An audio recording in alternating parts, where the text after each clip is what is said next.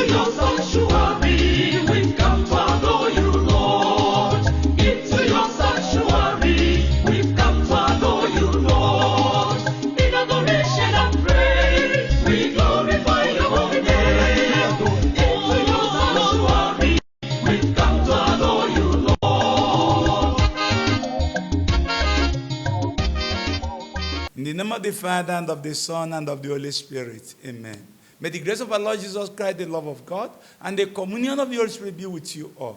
My beloved ones, today is 13th June, being 11th Sunday in the night time of the church calendar. Our readings will be coming from Ezekiel chapter 17, verse 22 to 24. Our response to Psalm will come from Psalm 92, verse 1a. Our second reading will be coming from 2 Corinthians chapter 5, verse 6 to 10. Our gospel message will come from Mark Gospel chapter 4, verse 26 to 34. The theme of my message today is, what is the kingdom of God like? Today, Prophet Ezekiel prophesied what the kingdom of God will be like. He prophesied it. And now I say, thus says the Lord, I myself will take a spring from the lofty top of a cedar and set it out myself. God's own doing. I'll break off from the topmost of the young tender tree from the cedar and plant it in a high mountain, the high mountain of Israel. And he said this plant will grow, produce its fruits, have its branches. He said under this very great cedar, the beasts of all kinds will come and take their shelter. And the birds of all the earth will make their nest on it. So it's going to be a tree of life. Going to be a tree of shelter for every person. No person is excluded unless you exclude yourself. And you are not the one who planted the tree. It's provided for you. So the bees never planted the tree, neither the birds. God did it, his own God's doing. And he said by then, when you have done all these things, the tree now will know. The trees will then come to know that is the one who makes a low tree to be a high one, and the high one to be a low one. He's the one who makes evergreen tree to wither and dry up, and make it dry up, grow back into green. It's God's. I will do it. So it's all God's own doing, for the benefit of all creatures. That's what the kingdom of God is all about. To benefit of all his creatures. And now why today you can see Jesus begin to talk about this. Fulfilling the promise, the prophecy of Ezekiel. Jesus said to the crowd, the kingdom of God is as if a man went and scattered seed on the field. The land produces the seed. Night come, day come. How the tree is growing, sprout up and begin to grow. How it's growing, he doesn't know. At it bears fruit and sprout up and yield grains. How he's doing, he doesn't know. He doesn't even add to it. But when the grain is ripe, he carries the sickle and waiting for harvest, because it's harvest time. So the kingdom of God is given to us. Not our effort, not your sweat. It's God's own doing, not your own doing. And he goes on to say again, it's just like a mustard seed, the smallest of all the seed. And when planted, grows into a big shrub, at the base of the acorn to make their nest under it. And when Jesus was speaking to people in parables, he never speaks to them in their prayer language. But he goes to explain to the disciples all the parables. And the kingdom of God like that. So those things you neglect sometimes becomes what we need. That's how Peter told the elders and the chief priests. It's the stone you builders rejected that became the cornerstone. And we're told about a man who married so many wives. Married the first one, after some years abandoned her and married another one. Married another one, third and fourth wife.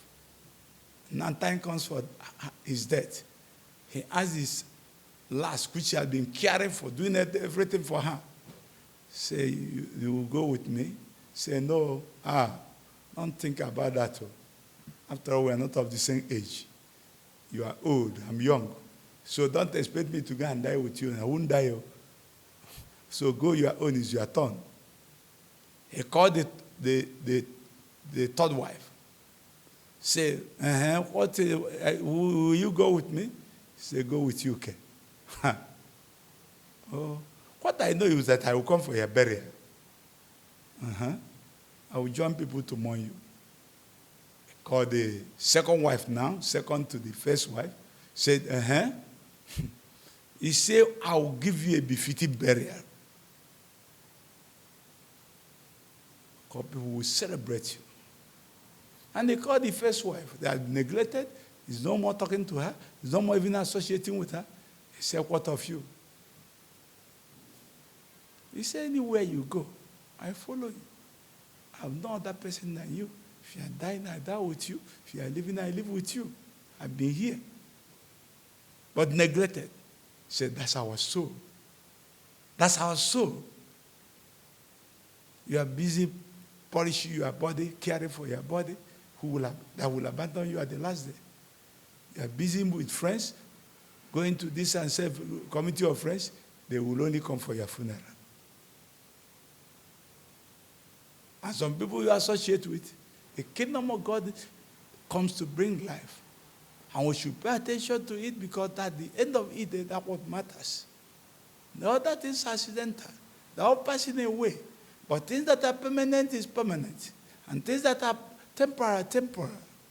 Every other thing you are doing are temporal. What matters permanent is your soul. Your relationship with God. Your relationship with men are temporal. Your relationship with worldly things are temporal. Your relationship with your flesh is even temporal.